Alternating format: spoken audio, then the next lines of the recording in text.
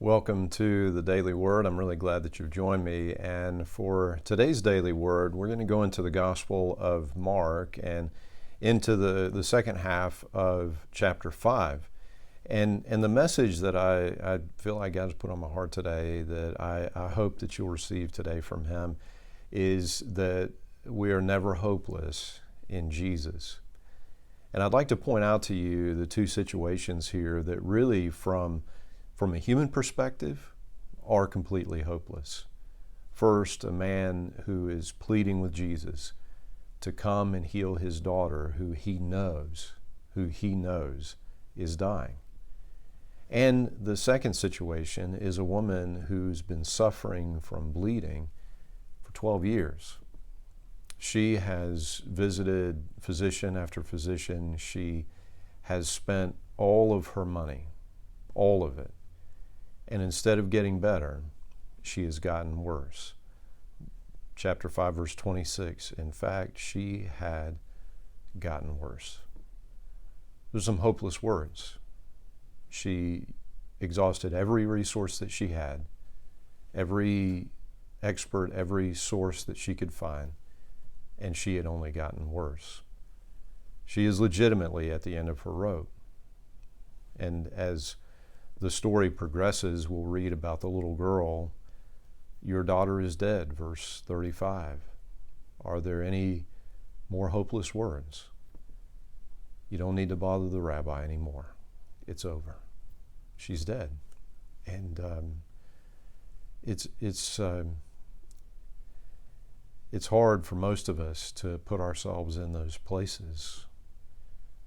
But in one way or another, we have run up against feelings of despair, of hopelessness.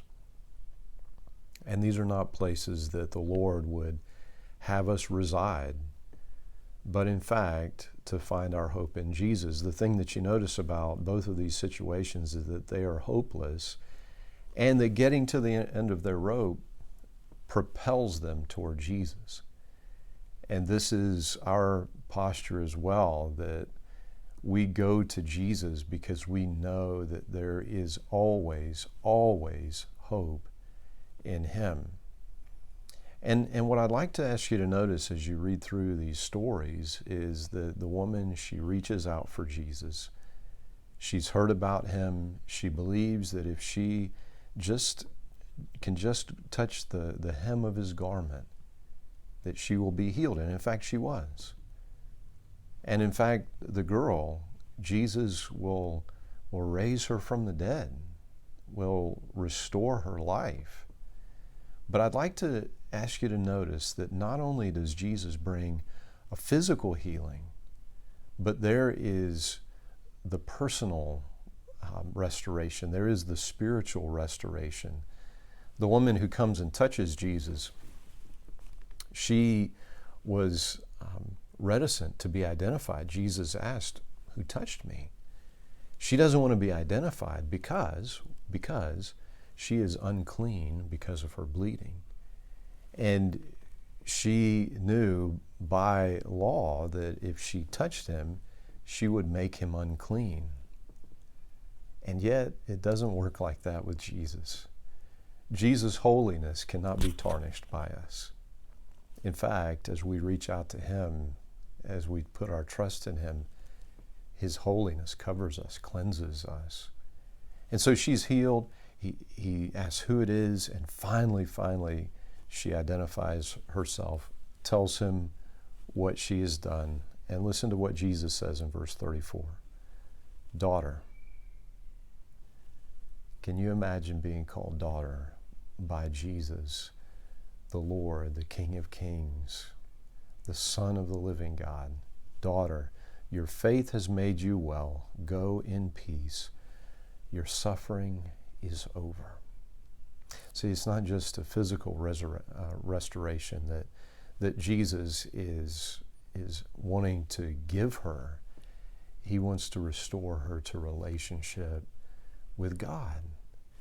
There is the peace. There the suffering is over. And in addition, Jesus wouldn't just say the word from where He is, that He actually wants this relationship, the parents are there, his disciples are there, and he says to the little girl, get up, right? It's a term of endearment here. Little one, little girl, my child, get up, get up. And here is, again, this personal, close-up connection.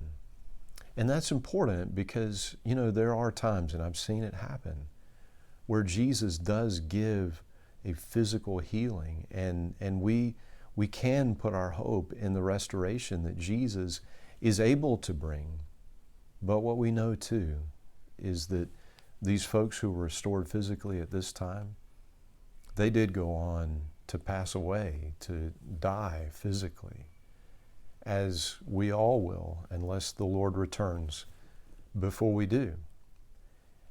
And Jesus wants us to be restored to Him, to God, so that when that time does come, even then, and especially then, we have hope.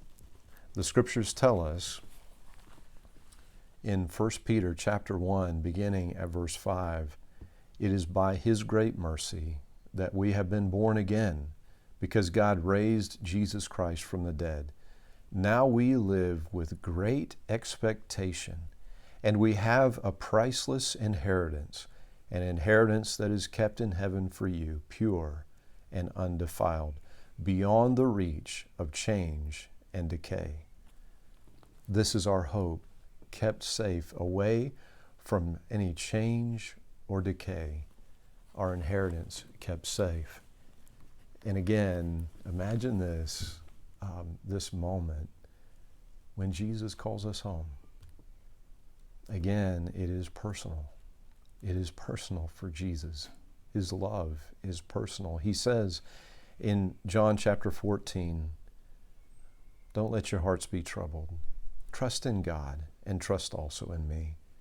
There is more than enough room in my Father's home.